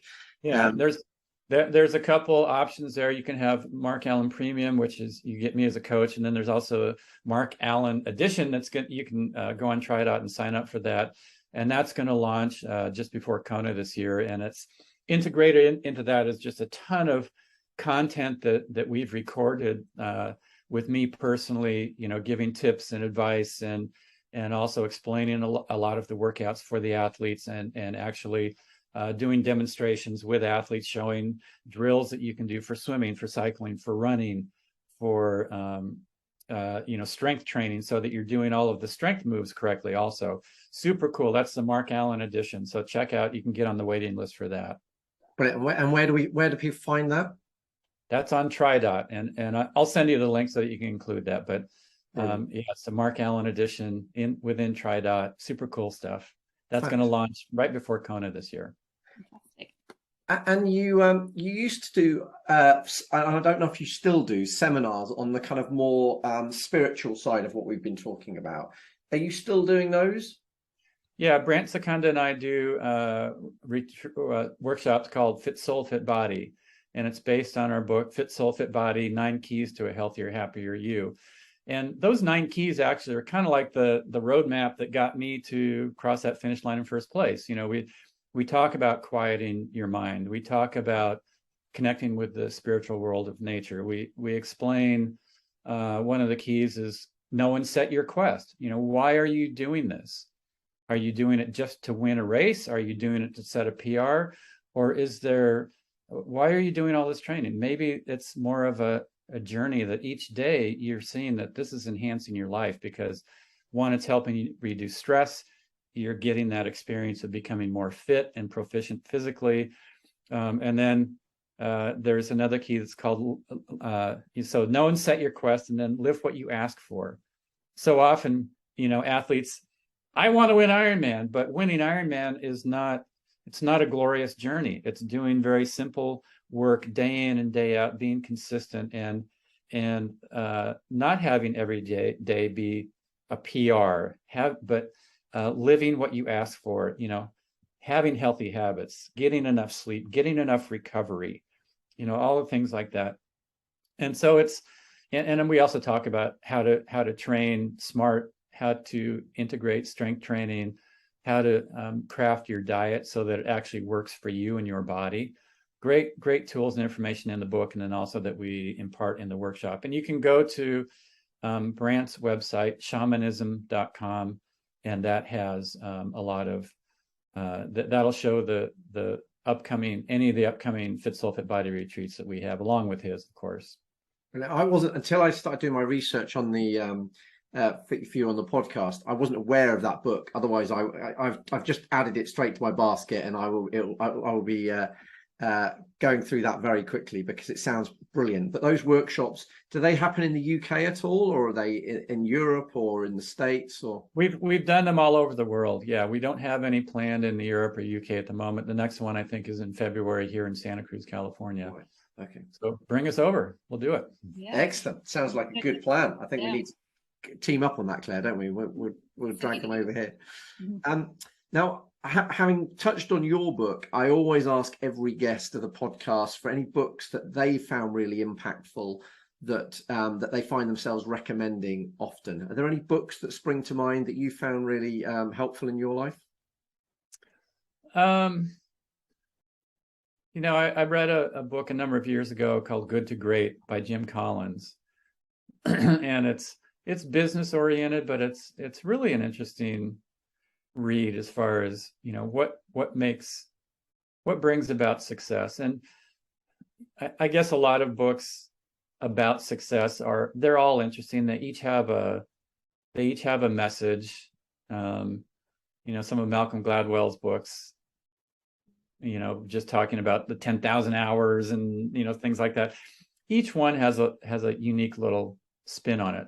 But the one by Jim is really interesting. And I guess partly it's because I know him. His wife won Ironman in 1982 or 83, I think it was. Anyway, he's actually a rock climber. And for his 50th birthday, he wanted to climb El Capitan all in one day, which is it's a feat. It takes a lot of training, and just the preparation that he went in getting that together, and so that he could climb it all in one day. It was super cool. And the way that he does his research to come up with the sort of the business principles showing why certain companies have gone from good to great and why others never made that leap. And of course, there's so many parallels, whether you're talking about, an athlete who goes from good to great, or those who never quite make it, or even, sort of fulfillment in life. Like, how does your experience in life go from good to great? And, a lot of it's just the hard work. There's no magic recipe, there's no shortcuts. And the big challenges, or the big goals in life, will have big challenges, but that's okay.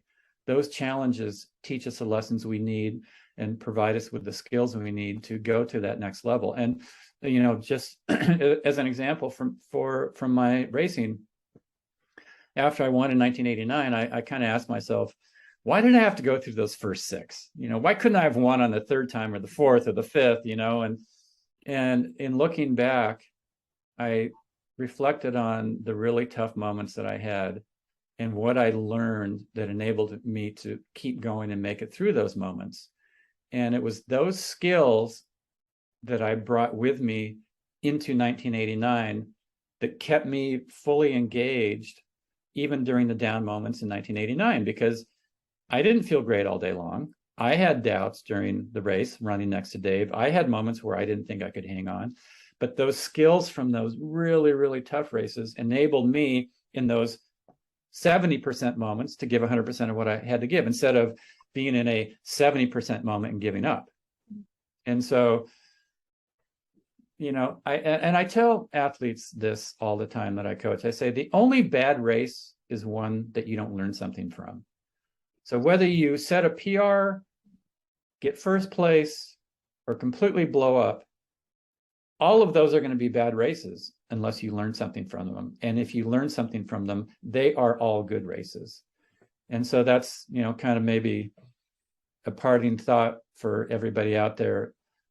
What is it that you're learning from this journey? What are you learning each day? How is this journey of in the sport of triathlon, in the world of fitness, how is that enhancing your life? And ultimately, when you have your races, those are kind of like the college exam at the end of the quarter, the semester, or whatever. What did you learn from it? Forget the result, forget the number associated with it. What did you learn? And ultimately, that's what's going to enrich your life and change you as a person fundamentally. Brilliant. I think it's Tony Robbins that says there's good experiences and learning experiences. And yeah, I think it's a great way to think about every race as, right, what can I learn from this race? What can I take into the next race to make me better and better? I've read Good to Great. Good to Great is a brilliant book. I wanted to say a great book, but that didn't sound quite right. And I didn't know the backstory behind Jim and also his wife being. I don't think I knew that she'd won Ironman.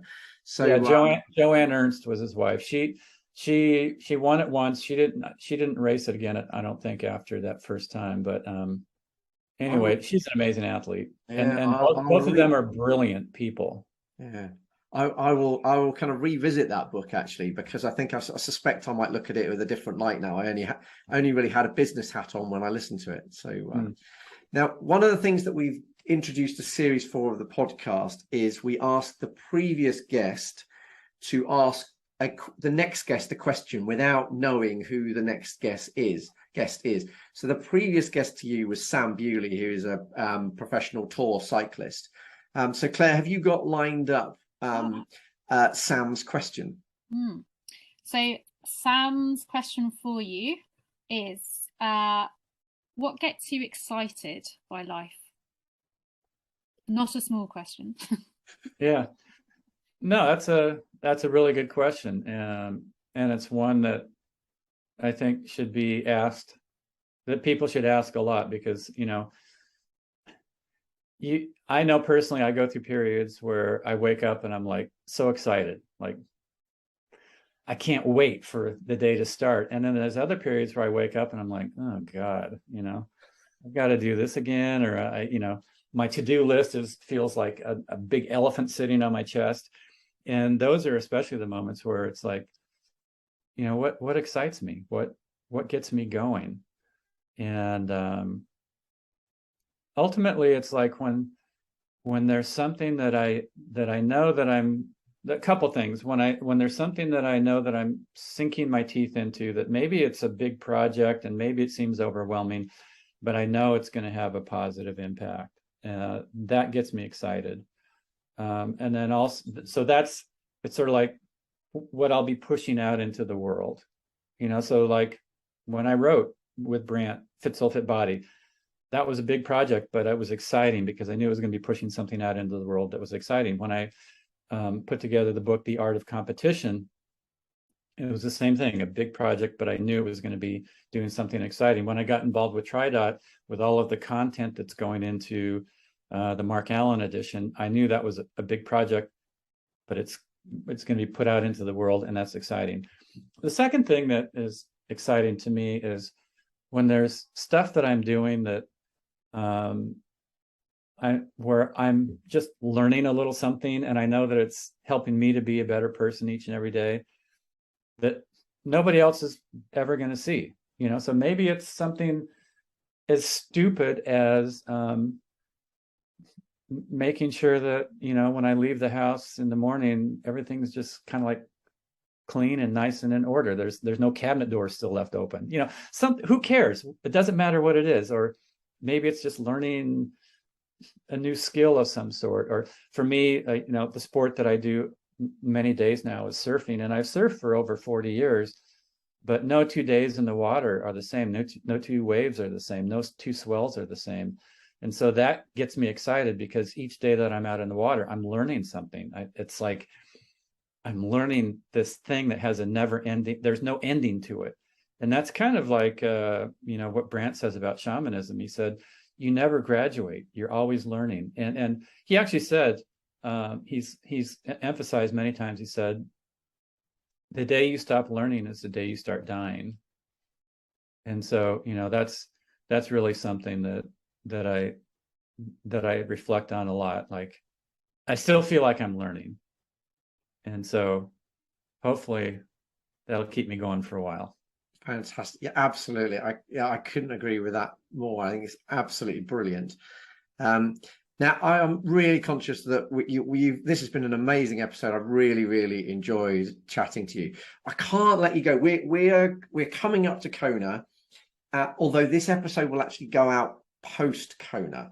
So I appreciate I'm about to put you on the spot here, but I can't let you go without asking for a prediction for what you think is going to happen in Kona this year. I will say, since and who knows if I'm going to be right or wrong, but you'll know by the time this comes out. For the women, I'd say Daniela Ryf. For the men, Christian Blumenfeld. You know, they've both been super on top of their game this year. But I also, you know, expect surprises. Kona is not predictable. You know, Daniela, she didn't win the last time she was there in 2019. She's, you know, whatever, 4 years older than the last time she won it. And so, but she's had such an amazing year this year, coming on the heels of a pretty lousy season or two prior. Christian Blumenfeld is not infallible. He does have bad races. He has things go wrong where he doesn't win, sometimes doesn't even finish. But you know, his performance in May at Ironman World Championship 2021 was just incredible. So strong, very difficult course. You know, he's shown that he can race in the heat. He won Cozumel. Obviously, Cozumel is not the same as Kona, but I think he'll be pretty tough to beat. But again, you know, surprises happen, and Kona is different than any other race out there. The thing that'll be interesting for me is just the fact that it's 2 days of racing. Yeah. You know, the women on Thursday and some of the age group men, and then the rest of the men on Saturday. And it will be interesting to see what the quality of the live broadcast is, for example. You know, it's hard for those announcers to fill an entire day of 8 hours or 9 or 10 hours or whatever with stuff. And that's when men and women are together and there's a lot going on. It'll be interesting to see if it's easier or harder to have just the women be the focus on one day and just the men be the focus on another day. And it will be interesting to see the impact of 2 days of racing on the volunteers and the staff of the Ironman. And I mean, when 70.3 Worlds went to a 2-day format, that was super cool. And it worked really well. And it really was a great innovation. Doing a full Ironman 2 days, that's a different beast. So we'll see.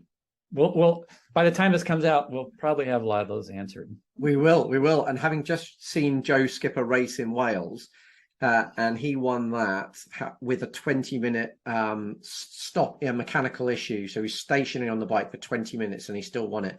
I think he might be giving Christian a run for his money. I think he looks in really good shape at the moment. But I'm going to be there to I'm looking forward to being on the sidelines, watching Claire and some other friends race, and just kind of taking in the atmosphere, but from the side. And so yeah, it's going to be amazing. But Mark, it's been an absolute pleasure chatting to you. Thank you so much for your time. Best place to find out about your coaching is the website, which is TRIBEathlon.com. And then I'll send you the links to just the premium and the Mark Allen, so you have that list also. But TRIBEathlon is where all my coaching is at now, and a great place. You can go to markallensports.com, and that also has all the links up for that, and information on other aspects of the business that I do. I work with a number of companies. One of them is Tenant Products, that it has amazing nutritional supplements and products that really support your recovery and your training on a very cellular level. Tenant Products. I work with a company called Fourth Frontier that just developed a heart rate monitor that actually measures your electrocardiogram. So a lot of athletes have been having kind of heart issues that they don't show up in a 15-minute test on a treadmill in the doctor's office. They show up when you're under like a lot more strain, like a 3 or 4 hour bike ride or something like that. This will detect it early to help athletes have better health and also dial in their training.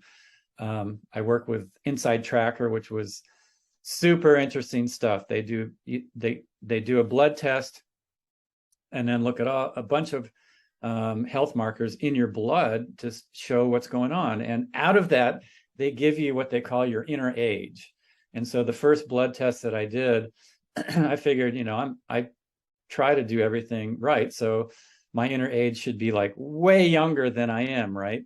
And so I did the blood test and the results came back and they go, "Congratulations, you're younger than your real age by 4 months." And I'm like, 4 months, okay. Oh, God, there's no hope for any of us. Yeah, and I thought, oh my God. And they go, "No, that's actually really good for your first test." And based on all of the different little elements that they're looking at, your cholesterol, your lipids, your glucose, I mean, a million things, they give you very easy to follow things that you can do to support the areas, continue to support the areas where you test really well, and to correct areas where things aren't looking so good. And so I did those corrections, and also at that same time I started taking the Tenant Products. And about 6 months after that, I did a second blood test, and my inner age is now 6 years younger than my chronological age. So in 6 months, I basically added 6 years to my life, that's pretty significant stuff. So can you keep doing that every 6 months? Yeah, I'll be like Benjamin Button by the time I'm 80. I'll be like 3. So there Brilliant. You go. Fantastic, Mark. It's been an absolute pleasure. Thank you so much for your time. And I know people are going to absolutely love this. So thank you very much. Thank you. Great. Thanks for having me on, everybody. And we'll see you all in Kona. That was the incredible Mark Allen. If you want to find out more about Mark with regards to his coaching, the best place is try.com/Mark-Allen-edition. I'll put that link in the show notes. Or you can find him at markallensports.com, and that page, our website's got all of his social media links. And if you want to reference his version of the Ironwar, the true version of Ironwar as he described it, then that is 1989thestory.com. But I'll put all of those links in the show notes.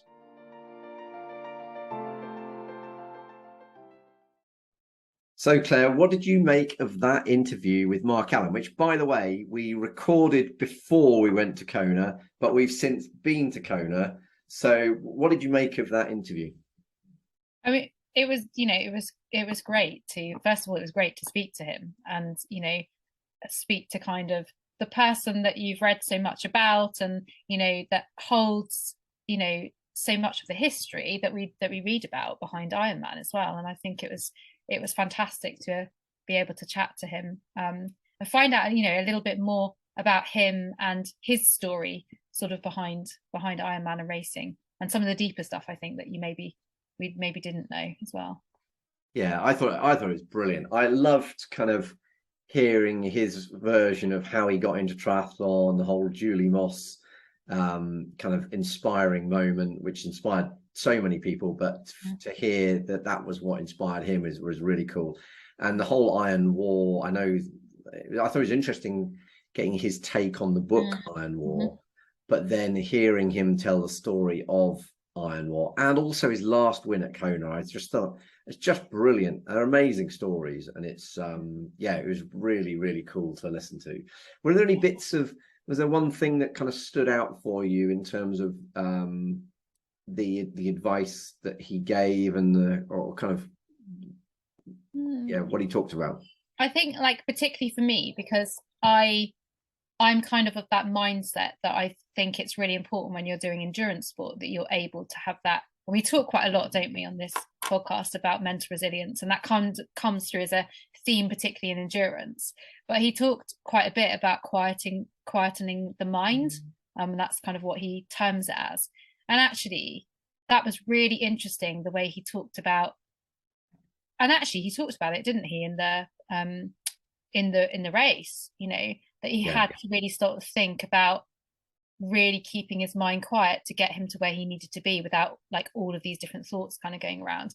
But actually, I sort of took that into, how do people train? And, one of the things is we often use so many different devices to keep ourselves stimulated, on a turbo, just as a pure example, and especially since lockdown, there are so many different ways to stimulate us to get us through a turbo.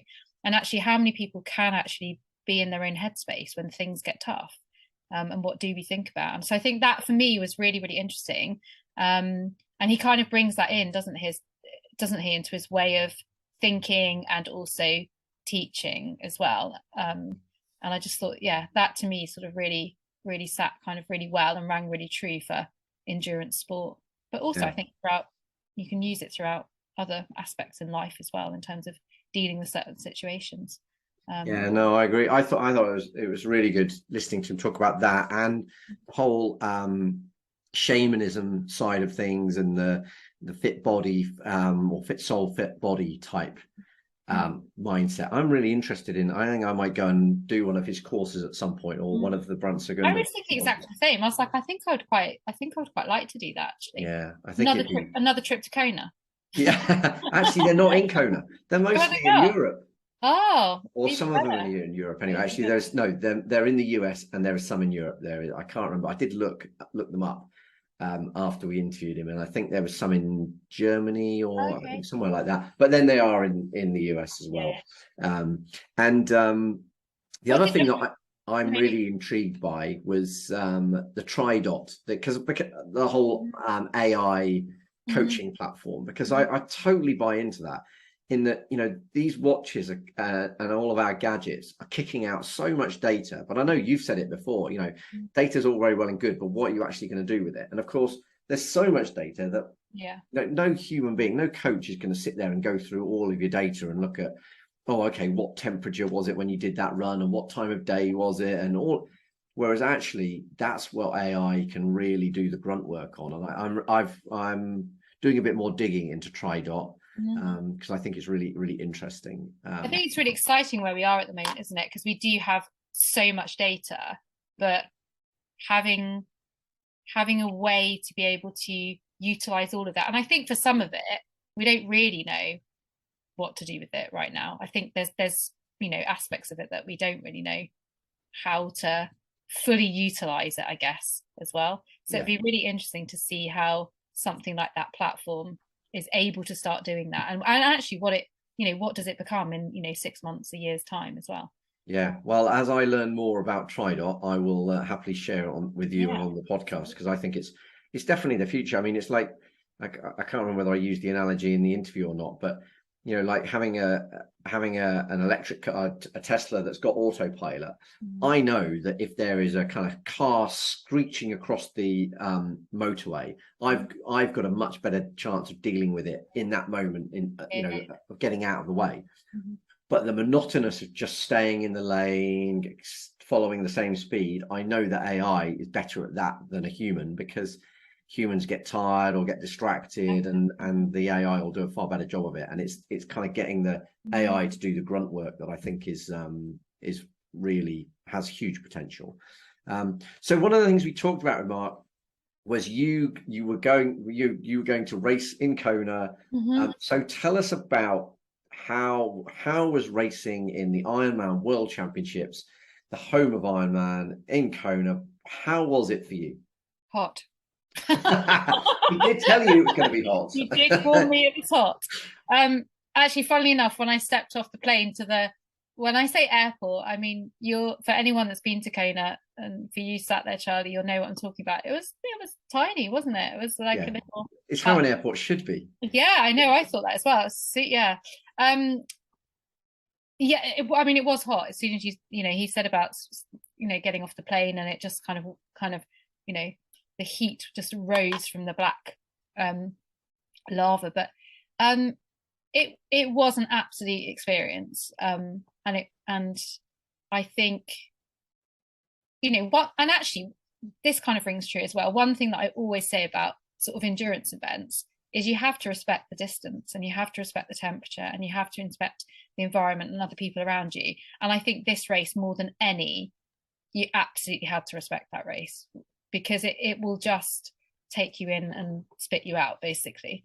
If you don't kind of respect the fact and listen to your body, the fact it's going to get hotter and hotter, and actually how you deal with that as well. So actually, coming back to Mark Allen and talking about quietening the mind and dealing with things, that was a race that you absolutely had to, at certain points, just deal with thinking about how you were feeling and what you're going to do with that, and rather than thinking about competing almost. Because I mean, being on the sidelines, I particularly the day that you guys raced on the Thursday, it was absolutely scorching hot. But what I don't think I had grasped until I was there was the impact that all of that lava has on the heat. Because when you were in any of the parts of Hawaii where there was greenery around you, it felt hot, but it wasn't unbearably hot. But you really hadn't it? Yeah, and there's rain, of course. But when you are surrounded by the lava, it just acts like this massive radiator, doesn't it? The heat comes at you from every angle. Yeah. And so I think, you absolutely had to respect the heat. And I thought it was incredible to see so many people racing, you included, in such challenging conditions. So it was awesome. Yeah. And you were a great spectator, is what I'd say. Well, I'd got a beer in my hand, so it was nice to be on that side of the fence for a change. Yeah. I think it's it was great in so many ways, because there was the retirement of the voiceover Ironman voiceover guy. I forget his name, which is really terrible. Now that you've put me on the spot, I want to say Mike Riley. Yes, that is who it is, isn't it? Yes. So that was amazing. And also, it was the first year that they've obviously had so many, or double the amount of athletes on the island. And I mean, you couldn't get away from it, really, could you? And I think, again, managing your anxieties and fears and being around all those people, that is very different to any other race you do. So, you know, I think again, coming back to, you know, what Mark was saying about having the ability to be able to quiet your mind, I think in that instance is actually extremely important in those kind of races and those kind of conditions, I think. And I've caught myself saying it a few times since I got back, but what is absolutely incredible about this sport, and particularly about that event in this sport, is what you know, like you're a very good athlete, and you've won age group, your age group in races, but let's be clear, you're not a professional athlete. No. And yet you are racing on the same day, in the same race, on the same track as the pros are racing the World Championship. I mean, in golf, you often say golf's quite special because you can go and play St Andrews, or you can go and play Royal Birkdale or whatever it is, and that's the same golf course that the pros play. But you can't play it on the day of the Open. Whereas the fact that you were competing in the race against the top athletes from around the world that are competing for the World Championship, I just think it's incredible. I can't think of another sport that's like it. And actually, it was pretty amazing because I guess because of the nature of the course as well, you could actually see a lot of the pros on the day as well. So that was actually, that was something to keep your mind busy for a little while. You were going up Palani almost around the time that the pro ladies were coming down Palani to win the race. And because we actually laughed that Kerry ran up to you to kind of give you a few words of motivation, and we were worried she was going to take out Annie Howe because she was running down for third place. But it's just, I think that's incredible. I think, and then I just think it was amazing. But it was really good for me because obviously I would have preferred to have been racing, but it was inspirational to see, and it's kind of driven me much harder to get there for next year. But it was also quite cool having had the interview with Mark Allen on Zoom. I then went and obviously had a chat with him, met up with him, had a chat with him. Really lovely guy. And then I went down on the day that you flew out in the morning, and I flew out that evening. I went for a bit of an explore, and I think it was the Sunday. But I went down for a surf, didn't I, at Kaulua? But I went and saw the Blue Church where he paid homage to the island gods. And it was like, really, still comes really to life, cool. doesn't it? With you know, everybody talks about everything, and you just see all those iconic things and the things that people talk about. So, it's for those people that are hoping to race Kona next year, myself included, what would be your top tips for knowing what you know now? What would be your top tips? I think one of the first things is make sure that you acclimatize as much as possible before you get out there, and then do the rest of your acclimatization, because I don't think anything can prepare you for what that feels like. And actually what it feels like in even training over there is different to how it feels like on the day. So definitely be prepared for that. I think number two is, no matter how many races you've done, and I would say, you know, I don't get nervous to race anymore. I don't know why, but I think maybe I've just done so many races.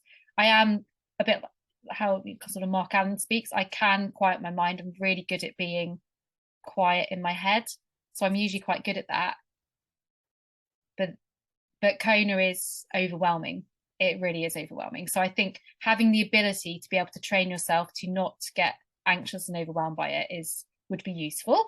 And also having time to get away from everybody as well, because as you know, there were twice as many athletes this year, male and female, and it's a tiny town and it's packed, and it's very difficult to actually get away from everybody. So definitely spending time away from other people and not worrying what training other people are doing, and looking after yourself and doing what you need to do is really, really important. So I'd say those are the top three, definitely the top three things that I would. And you've got to throw in one that's related to nutrition. Well, apart from don't try anything new, I think one of the things I would say is, and one of the things I always talk to athletes about is, I usually say have an A and a B plan, have an A, B and C plan, because you are absolutely pushing every single button for possibly putting yourself out there for GI distress in terms of environment, length of event, anxiety, swimming in the sea, like all of those things, losses of sodium, dehydration. So there are so many factors that play into how we might get GI distress. Like listen to your body and have a really good idea of what your plan is and stick to it, but be flexible. I know that's two opposites, but you have to have a flexible plan for these things for sure. Did you, with your, it occurred to me recently, did you, so I'm normally racing with pH 1000, but in that sort of temperature, should I be switching up to using 1500 because you're sweating so much? Or should you be just sticking to 1000, but just trying to drink way more? Well, essentially, because we work out sodium requirements, and you would know your sodium losses per litre of sweat. So if you are sweating more, which you're likely to be sweating more unless you've really adapted, in which case you're likely to reserve some of it, and you will with actually sodium to a certain extent, because you'll be drinking more, and we talk about the amount of sodium per litre, essentially you're then drinking more sodium. Does that? So you should stick to your 1000 pH, for me. But you'll be having it more regularly, yeah, and you also have the stronger amount before. But it's very obviously depending on your sweat sodium rate. It depends on how much sodium you're going to be taking in, so it'll be different for different people. But I think the number one thing is being open to listen to your body, because your body really will slow you down. I mean, on that run, I don't think I could have run any faster, and yet I knew I was running slowly. There just was nothing. I think more than anything, because you get so hot. And one of the things I mentioned to you afterwards is I don't feel like I do after racing. Like I didn't feel as tired, probably, because I couldn't have raced as hard. Yeah, it's physically demanding, but in different ways, isn't it? It's the heat is pulling away. And I think that's also something to be open to and learn more about yourself in terms of how you cope in the heat, but also other ways of how you'd cool yourself down. So I all in all, I personally, for me, that race I managed to finish, and I managed to not get GI distress. I managed to keep myself cool. I think for a first Kona race, I think I managed to tick most of the boxes I needed to. So next time I'll be competing a bit more. Excellent. No, well, it was fantastic to see it happen and see you race on the Thursday, to see James, Giles, Paul, Gary, loads of people I knew racing on the Saturday. See Zoe was racing on the Thursday as well. It's just really cool to see that. Many people weren't there. Yeah, all amongst all the pros doing it. It was absolutely brilliant. So I've got to get myself a slot there for next year. Hence cancelling this ultra marathon that we.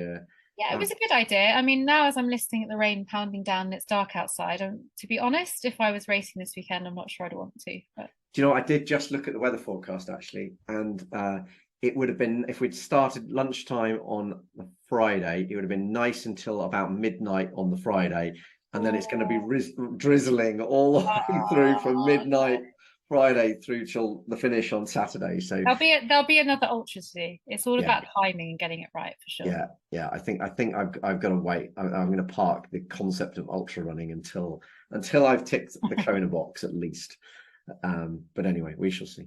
Right, let's wrap that up. But yeah, I just really loved that interview with Mark Allen. I hope the rest of you guys did too. And until the next episode, keep on training. And remember, this podcast was sponsored by 33 Fuel. So rethink your sports nutrition with 33 Fuel, award-winning natural sports nutrition for your performance, health, and a fitter future. It's the 33 Fuel Fuelosophy. Get yours at 33fuel.com, and if you use the discount code TRIBEathlon or the link in the show notes, you'll get a discount at the checkout.